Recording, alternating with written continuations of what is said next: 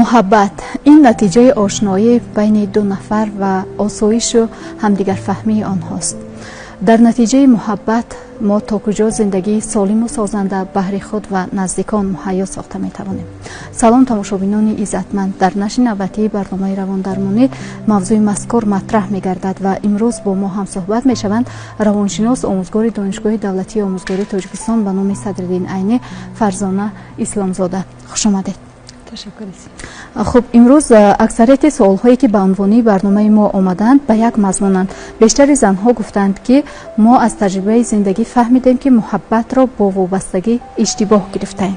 آیا این فهمش درست است؟ آیا می توانند محبت با وابستگی همرنگ باشد؟ بسیاری انسان ها چه زن باشد چه مرد باشد وابستگی را با محبت اشتباه می گیرند، اما اینها از یکدیگر به کلی فرق دارند.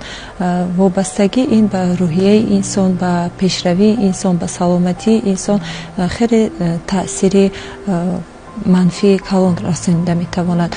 محبت باشد این به انسان خوشحالی می دهد، یعنی نمی تواند که به انسان ضرر رسانیده باشد.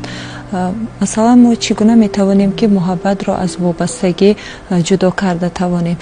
وقتی که در میان انسان ها محبت باشد، آنها یکدیگر را قدر کرده می توانند، خواهش های یکدیگر را به نظر می گیرند. یعنی همون سرحدی که هست، سرحدی معینی که هست، آنها همون سرحد را رعایت می کنند و نگاه می دارند، احترام یکدیگر را نگاه می دارند. یکدیگر فهمی در میان آنها زیاد بوده می توانند، یعنی خواهش های یکدیگر را به اعتبار گرفته می توانند. اما وابستگی برعکس این است.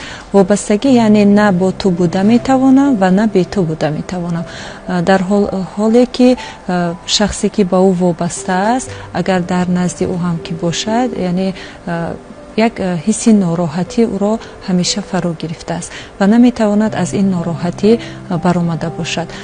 یعنی دائما میان آنها جنگ و جدال، نافهمی، رشک‌های بیهوده سر زده می تواند. مثلا وقتی که مرد اگر زن وابسته باشد، مرد اگر 5 دقیقه از کار دیر بیاید، الکی در اینجا نافهمی ها رشک می شود، گمان های بد پیدا می شود، یعنی راه افتادگی در میان آنها بیشتر دیده می شود.